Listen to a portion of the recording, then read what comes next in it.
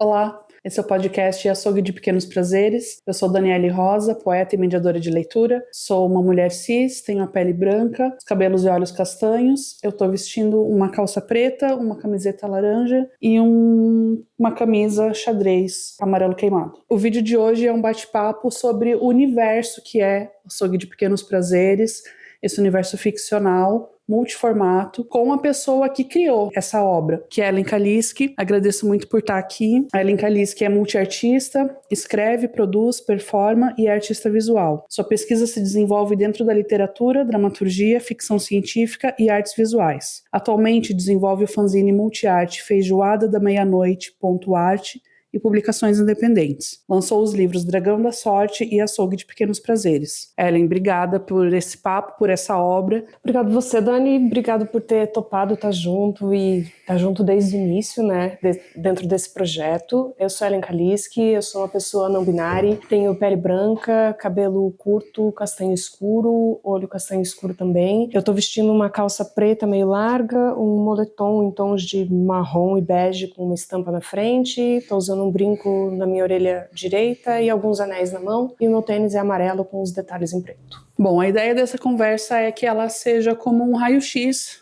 dos 3 episódios do Açougue, o Aquário, a Enfermaria e o Puleiro. Então, para a gente falar um pouquinho sobre como foi a criação lá desde o começo do texto, como foi o processo de construção. E a primeira coisa que eu queria saber, que acho que é importante para a gente começar essa conversa é: o que é esse universo? E como ele surgiu, como ele apareceu para você? Bom, o universo, acho que do Açougue de Pequenos Prazeres começou, acho que em 2018, na verdade, pensando, sei lá, um pouco sobre tudo que acontece no mundo, de alguma forma, acho que principalmente em relação a, talvez, notícias e uma certa, acho que, desesperança de ver as coisas, parece que se repetindo e acontecendo da mesma forma, e como talvez o dinheiro e o capitalismo vão criando na gente, acho que talvez ilusões e ideias de pequenas satisfações e pequenos prazeres que a gente vai sempre dando conta de fazer, de renovar e ao mesmo tempo não.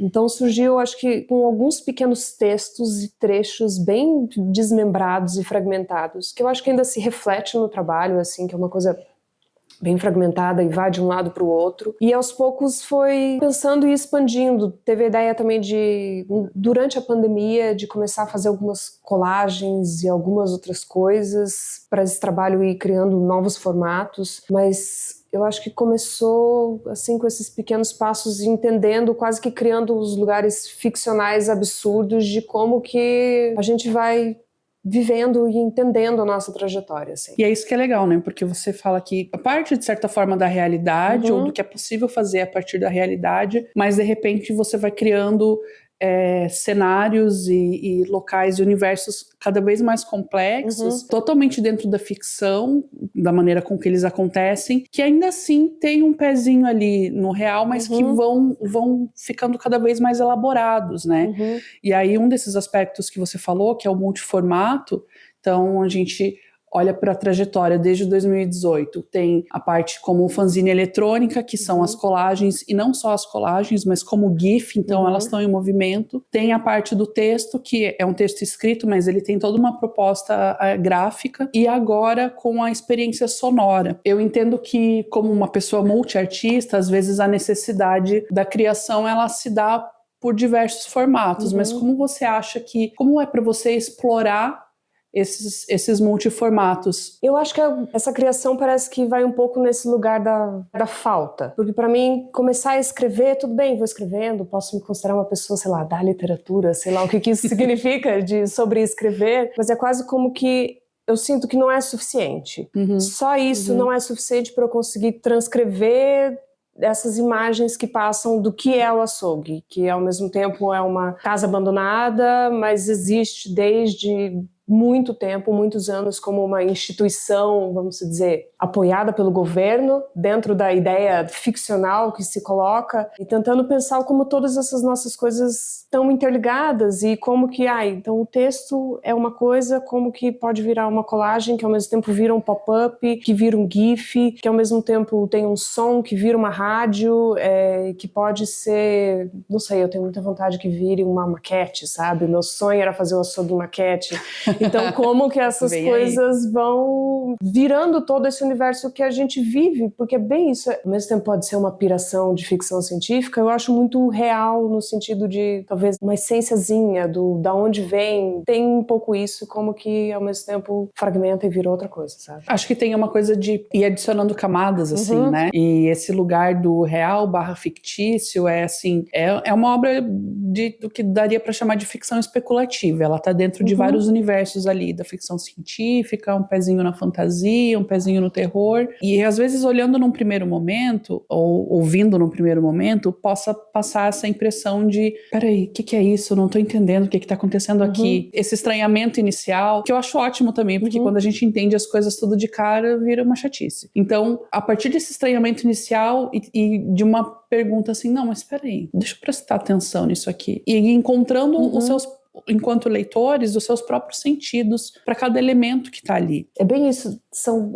essas junções de camadas e de elementos, assim, que criam um pouco... Enfim, pra mim é tudo muito fragmentado, assim. Eu acho que um pouco dessa ideia de, nossa, o que é isso no final das contas? Mas que eu gosto de brincar, porque, vamos dizer, a ideia inicial é quase como que fosse, estamos abrindo os arquivos do Ministério da Defesa de algo secreto que acontece, sei lá, nos subterrâneos e ninguém sabe. Tipo um MIB, assim.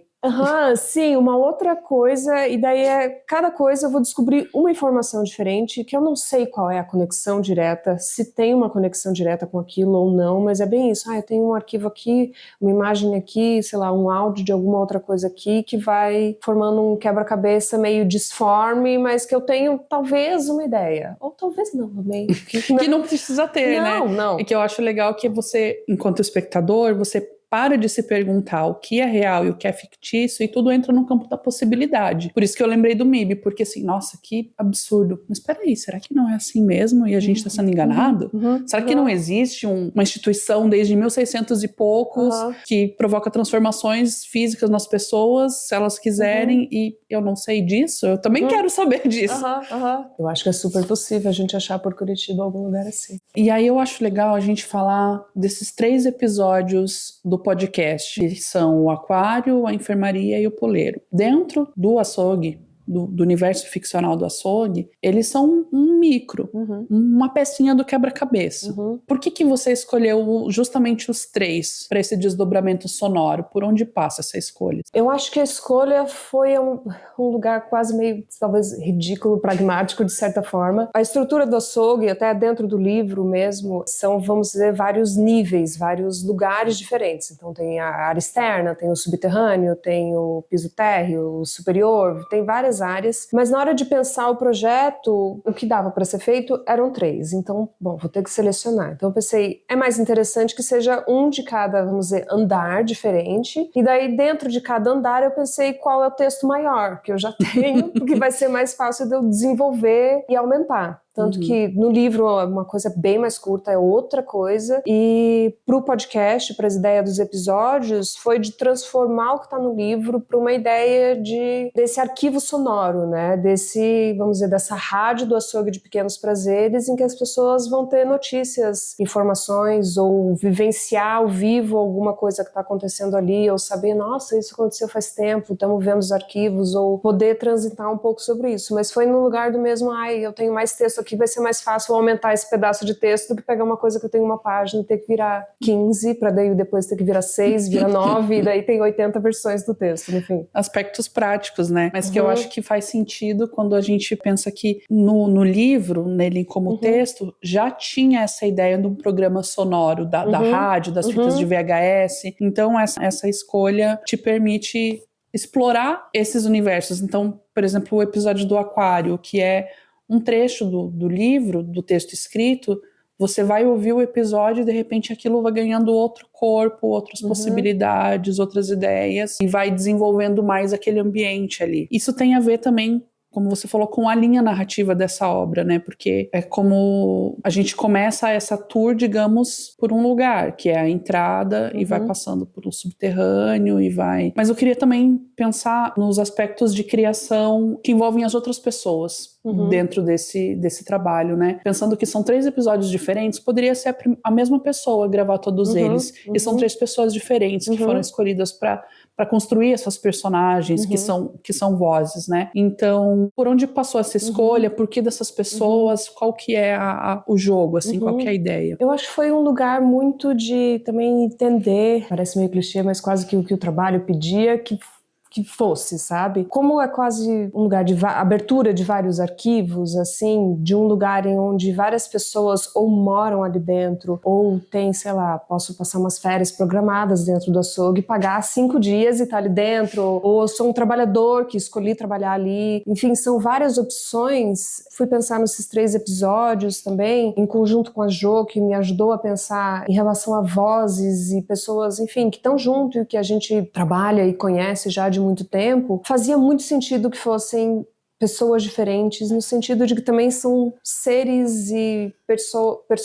personas diferentes que habitam cada espaço diferente do açougue. Então, no aquário, é a Helena de Jorge Portela que fez, dentro do subterrâneo, essa área do subterrâneo. E eu acho que foi muito pensado, talvez, essas pessoas nesse lugar de afeto e de admiração em relação ao trabalho. Eu conheço a Helena também faz muitos anos e sou muito fã do trabalho dela, assim. E, de alguma forma, foi encaixando, sabe? Meio que a voz com o que a pessoa, de uma forma, talvez, sem perceber, e daí depois você fala, nossa, faz muito sentido, assim. Simon Magalhães, no episódio da enfermaria, que eu acho que tem um lugar muito, muito generoso de trabalho e muito debochado e irônico, assim, que eu acho que faz sentido muito com esse lugar. Eu acho que talvez a enfermaria, eu acho meio uma piração, no sentido de que são várias imagens meio fragmentadas que vão acontecendo dentro desse fluxo, talvez interno dessa pessoa que está transitando desse ambiente e no fim, eu pensando no texto, assim, é quase como que o texto da enfermaria, junto com a interpretação de Simon, a voz, a atuação, é uma pessoa que no fim estava numa sala, saiu, deu 3 passos, 4 passos, entrou numa outra sala e fez sobre isso. Mas o texto inteiro é 25 minutos que a pessoa, sei lá, deu 5 passos. Mas na cabeça dela, ela estava em 500 lugares diferentes, né? Sim, habitando muitos universos e muitas coisas, assim. E o Puleiro, que é com a Cássia Damasceno, eu acho que também foi um lugar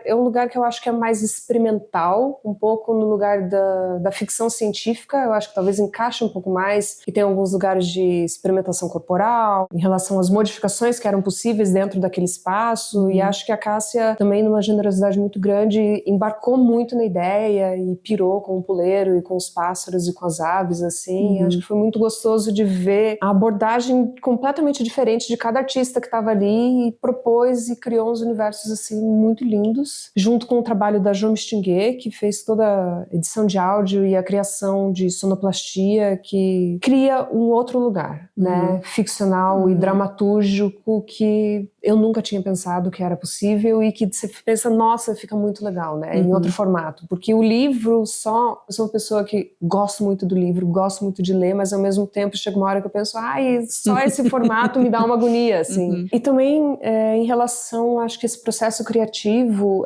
do açougue e todas essas pessoas que fazem parte, né, dessa nova criação, no início, antes eu começar a desenvolver ou ter algumas modificações do texto, fiz uma consultoria de dramaturgia com a Leonarda Glick, que foi super importante e relevante para entender como que esse texto ele podia virar essa ideia de podcast, essa outra dramaturgia. Porque no livro ele tem uma certa estrutura, como, sei lá, abrindo arquivos, mas como que esse arquivo meio cru, ele podia virar uma ideia dessa rádio, que alguém ia ler esse texto e fazer uma atuação em cima, que é completamente diferente de eu ter uma experiência só de leitura solitária, né? Sim. Então foi super importante o trabalho da Léo enquanto diretora e dramaturga, assim, eu sou uma pessoa completamente apaixonada pela trajetória da Léo e acho muito relevante, muito fantástico o trabalho da Léo. Então foi muito legal de a gente ter algumas reuniões e poder trocar ideia sobre o que está sendo escrito, porque normalmente é algo eu pelo menos não tenho muito costume de fazer, né?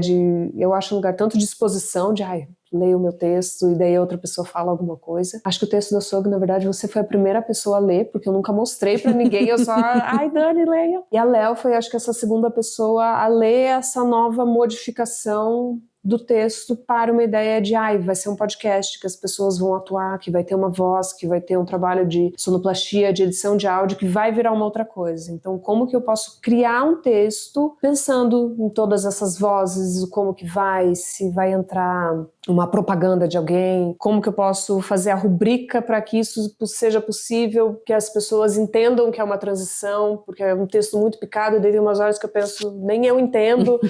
Então foi muito importante e relevante poder ter essa troca, assim, com uma pessoa que, enfim, muito sensacional e com um trabalho muito maravilhoso dentro do teatro e que eu acho que dialoga muito, né? Mesmo sendo um podcast, ao mesmo tempo eu acho muito teatral também.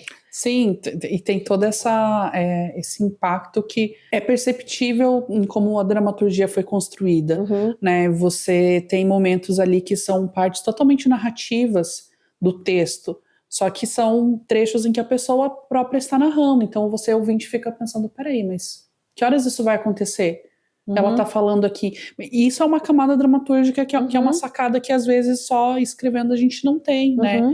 Então é legal você trazer isso da Léo, porque é mais uma camada, uma pessoa que tem outras experiências e que vem somar nesse trabalho com outros aspectos e tornar ele mais plural ainda. Num lugar de, acho que, poder tornar palpável mesmo essas nuances, assim, de deschapalizar o texto, assim, né, de você ir adicionando camadas, e eu acho que o trabalho da Léo também é sobre muitas camadas e ver o que a gente pode, o que dá pra tirar daqui, o que dá pra expandir aqui, como que isso daqui pode funcionar, isso aqui como é deixar as coisas mais fluídas também. Sim, ali, né? Super. Pensar em como cada pessoa criadora foi encontrando um lugar dentro da narrativa, né? Você falou da Cássia, tem as experimentações sonoras que ela faz com a voz também, que tem tudo a ver com essa modificação de corpo que tá ali, né? Então é muito legal ver isso, perceber isso nos episódios acontecendo e te ouvir falar, dá para compreender, dá para perceber como isso acontece, assim. E pensando um pouco em referência, enquanto uma pessoa criadora de arte, você também com certeza consome muitos tipos de arte diferentes. Isso reflete no teu trabalho, né? Filmes, livros, música. Que referências você acha que estão presentes no açougue de alguma forma, assim, de pessoas, de artistas, ou de universos, ou enfim, que você, de alguma forma, intencionalmente ou não, acabou colocando no açougue? Ai, nossa, são muitas referências de muitas coisas picadas, até que a gente estava falando antes, assim, muitas coisas que eu não vou saber referenciar direito, mas que também é sobre isso. Mas eu acho que muito da ficção científica, eu gosto muito de ler livros de ficção científica, ficção especulativa. Eu acho que são literaturas que eu gosto muito de ler. Para mim, de certa forma, sei lá, me alimenta criativamente, porque eu gosto de pensar, sei lá, ficções mesmo. Um outro universo que coexiste com a nossa realidade, assim. De ser algo realmente que eu posso, sei lá, abrir aquela porta e a gente vai cair no açougue, ou talvez a gente já esteja, a gente não se percebeu. Tem muitas coisas que eu gosto. Tem vários filmes também. Eu acho que tem um seriado que é a Frequência Kirlian, que tem uma ideia de trabalhar com rádio e uma cidade muito doida, onde as pessoas ao mesmo tempo não conseguem entrar nem sair, mas que acontecem, e eu acho muito genial, assim. Eu acho muito gostoso de assistir, assim. Mas, ao mesmo tempo, muitas coisas de colagens e umas coisas muito aleatórias. Uma vez a gente estava viajando, eu e a Jo,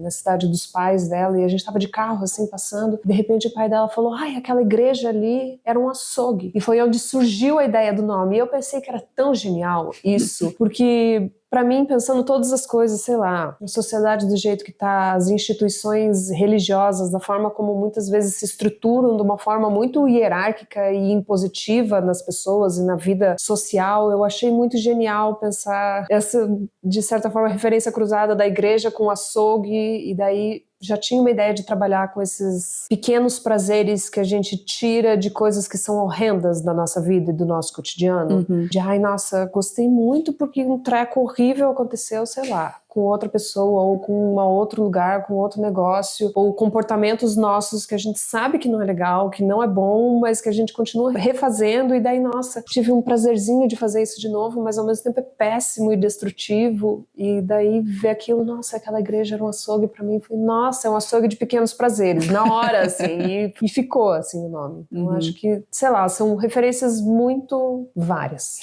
E a referência às vezes chega no momento que ela tá tão incrustada na gente que é difícil nomear. E é muito legal pensar nesse aspecto material da coisa, de olhar pros prédios, pras construções e pensar, peraí, aqui foi uma alfaiataria já. O que existia? Como as pessoas transitavam por esse lugar? E um açougue é um lugar muito forte, né? Pensando nessa relação com a carne e as pessoas que trabalham ali, como elas transitam entre a sociedade. E aí, de repente, vem uma igreja que tá ali, teoricamente, tentando melhorar a vida das pessoas ou não. De como as igrejas no nosso país têm ocupado diversos tipos de prédios diferentes também, né? Isso é muito, muito doido pensar. E acho que o açougue também, enquanto uma certa instituição que é bem isso, pode ocupar diversos espaços, mas a ideia é quase como que as pessoas não têm a mínima ideia de que aquilo existe. É quase como uma casa abandonada que ninguém vai dar nada para aquilo. É, sei lá, só uma ruína, mas é uma ruína que está existindo desde quase sempre e vai prosseguir até o fim da nossa existência enquanto raça humana. Quase que uma instituição que perdura, sabe? Séculos. E que coloca a gente como animais que a gente de fato é, que somos pedaços de carne, que temos reações como outros animais, comportamentos animais, né? E uma coisa que eu fiquei pensando quando você estava falando de referência, quando a gente para pensar em ficção científica, utopia, talvez pareça muito longe em algumas mentes, mas quando a gente olha para a nossa sociedade hoje e vê algumas obras que foram escritas às vezes há 40, 50, 100 anos atrás e vê algumas coisas acontecendo de fato, você fica assim, isso não é tão longe da realidade. E aí, acho que o açougue, ele joga com isso hoje, pensando nisso pro futuro. Peraí, isso aqui pode ser realidade um dia. Então isso é muito legal. Nessa ideia do açougue, pensando nesse lugar talvez agora a gente acha que não existe, mas que pode existir no futuro, se coloca também como um lugar em que para você entrar ali dentro você tem que pagar. Você não vai entrar de graça. Traz o capitalismo que sempre para eu ter aquele meu desejo, aquele meu pequeno prazer realizado, eu vou ter que desembolsar uma quantia. Pode ser que seja para passar um dia, ou pode ser que eu tenha um plano vitalício que eu vou ficar minha vida inteira ali, ou pode ser que eu escolhi pagar para trabalhar ali dentro, que é também uma das possibilidades. Os trabalhadores também pagam para estar ali. Nada é assim de graça, né? Entendendo isso como esse quebra-cabeça, todas essas camadas, quais são as próximas ideias para o açougue? Para onde ele vai a partir de agora? Assim, claro, pensando em termos práticos, porque o que é realizável dentro do capitalismo, mas em termos de ideias também, assim, para onde você tem vontade de ir com ele? Vai virar uma peça? Vai virar um filme? Vai virar... Eu gosto, não só no açougue, mas acho que todos os trabalhos, eu gosto muito de que, sei lá, uma coisinha possa virar 80. Eu gosto que as coisas se desdobrem e eu acho muito legal de ver, nossa, virou uma outra coisa. Mas no açougue, eu tenho muita vontade, tanto a ideia da maquete, sabe aquelas casas meio tipo de boneca, Barbie, aqueles negócios grandes, queria muito fazer, assim, um açougue inteiro, com os detalhezinhos, com as pessoinhas dentro, com as coisas, com colagem dentro, forrado. Quero muito fazer, acho que isso é uma coisa possível, vai me demandar anos de trabalho, mas é possível. Acho que eu gostaria muito também, sonho que pudesse virar algo audiovisual, uma minissérie com capítulos curtos, coisinhas assim. Eu acho que ia ser muito legal. E acho que também é possível virar uma peça de teatro. Dentro das coisas que são, acho que mais humanamente possíveis, eu acho que são algumas ideias iniciais, mas que eu gostaria muito, porque eu acho que é um universo que eu não acho que é fechado. Tem um livro impresso que já foi feito, que, ai, nossa, foi sacramentado na tinta, mas ao mesmo tempo é só, sei lá, um início que pode virar Barças. Sabe? Podem virar Barças. Barças de pesquisa sobre todos os verbetes do açougue de Pequenos Prazeres. Super! Nossa, seria incrível. Com as pessoas, sei lá, o desenho das pessoas, das criaturas, lugares, mapa. Eu tenho, enfim, na publicação que também vai sair com os textos do podcast, tem várias colagens novas. Ai, que legal. Daí tem mapas de dentro do açougue, tem, sei lá, vamos dizer, pequenas colagens de cada episódio. Eu acho que o bom é bem isso. Cada vez que eu pego pra trabalhar, vira um outro Megazord com outras pernas, outros braços, que, nossa, pode virar outra coisa. E eu acho isso muito divertido. E por enquanto não me cansou de fazer. Porque assim, quando você enche o saco do trabalho e fala, ai, credo, já deu, não quero mais, já acabou. Mas eu ainda piro de que possa... É que tem muito lugar para ir, né? Às vezes não tem para onde ir dentro da obra, ela se encerra num livro, por exemplo, ou numa peça, e é isso. Foi tudo que tinha para ser feito, foi. Mas o açougue, ele tem muitos caminhos possíveis para expansão. Acho que é isso que é legal, né? Já fiquei imaginando uma maquete, que daí você vai lá e aperta um botãozinho e sai uma voz da propaganda, sabe? É um multi-universo, assim. Então, acho que, diante de tudo isso, quero que você reforce o convite para as pessoas ouvirem o episódio, os episódios, fala um pouco sobre esse lançamento em texto, uma falinha final. Esse projeto, ele vai acontecer ainda com o lançamento desses 3 episódios, né, que é o Aquário, com a Helena de Jorge Portela, Enfermaria, com o Simon Magalhães, e Puleiro, com Cássia Damasceno. Então, ainda nos próximos períodos, ele vai ser lançado nas plataformas digitais, para que as pessoas possam ouvir, assim, em diversos momentos. Esses mesmos episódios, eles vão sair enquanto uma forma de publicação de livro, mas não é o mesmo texto do podcast, é um texto aumentado, que eu acho que talvez seja o triplo do tamanho do podcast, cada texto, porque na hora que eu fui escrever para aumentar, daí eu aumentei demais, daí eu tive que cortar tudo para poder dar certo. Então eu acho interessante e legal, e acho que dialoga com o trabalho que não seja a mesma coisa. Você tem a estrutura do texto, mas é outra coisa. E elas se conversam, se complementam, né? Sim, sim, super. Também a gente vai ter esses bate-papos que a gente está fazendo também em relação ao trabalho. Vai ter o lançamento ao vivo da publicação, junto com recorte dos podcasts, porque como cada um ficou com 25 minutos, para ouvir tudo num dia, ninguém dá conta, né? Então vai ser feita uma outra edição de áudio, mesclando um pouco cada episódio, assim, para nesse evento do lançamento a gente poder ter um bate-papo, enfim, tá ali com o lançamento do livro, várias coisas, poder pirar mais um pouco, né? E escolher o que a gente vai querer nesse açougue. Eu já sei o que eu quero. Muito obrigado por acompanhar esse bate-papo, e eu aproveito para convidar todo mundo a escutar os episódios do podcast Aquário, Enfermaria e Puleiro, que estão disponíveis em todas as plataformas de streaming de áudio. Os bate-papos, o podcast e a publicação impressa fazem parte do projeto Açougue de Pequenos Prazeres. Projeto aprovado pela Secretaria de Estado da Cultura, Governo do Paraná, com recursos da Lei Paulo Gustavo, Ministério da Cultura, Governo Federal.